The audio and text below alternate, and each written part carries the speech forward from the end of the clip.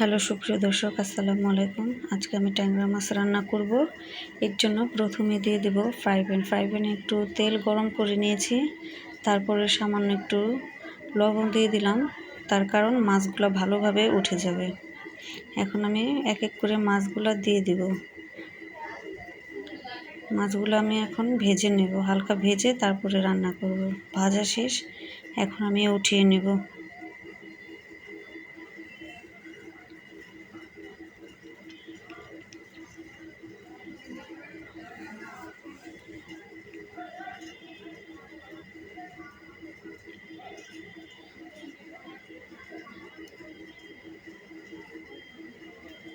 এখন আমি অন্য একটা পাত্রে তেল গরম করে নিয়েছি। তারপরে এর মধ্যে দিয়ে দেবো পেঁয়াজ, কাঁচামরিচ কুচি, হালকা ব্রাউন কালার করে ভেজে নেব।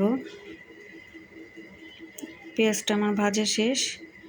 এখন আমি দিয়ে দেব 2 টেবিল চামচ আদা রসুন বাটা।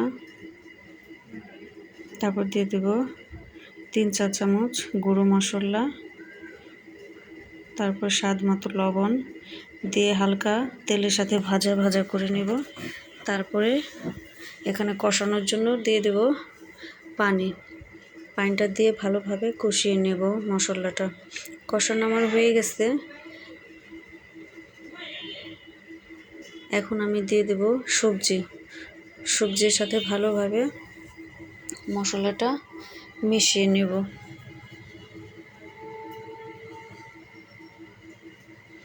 মেশানো আমার হয়ে গেছে, দেখতেই পাচ্ছেন।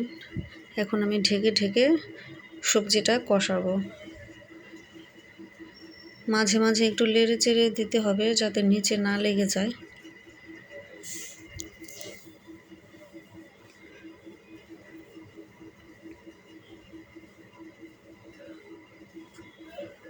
সবজিটা আমার কষানো প্রায় হয়ে এসেছে।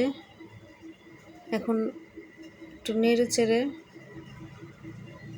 এখন আমি দিয়ে দেব ঝোলের জন্য পরিমাণ মতো পানি।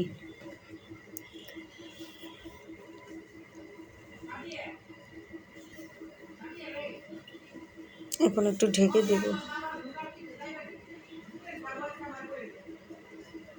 বলক এসে পড়েছে, এখন আমি দিয়ে দেব মাছগুলা।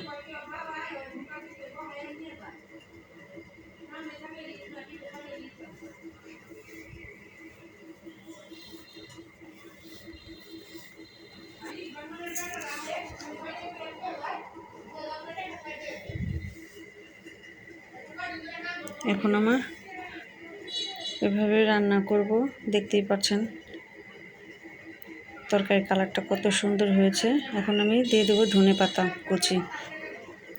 তরকারিটা আমার প্রায় হয়ে গেছে, দেখতেই পাচ্ছেন।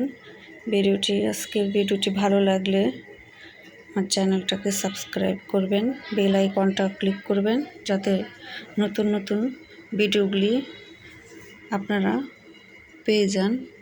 তো সবাই ভালো থাকবেন, সুস্থ থাকবেন। আল্লাহ হাফেজ।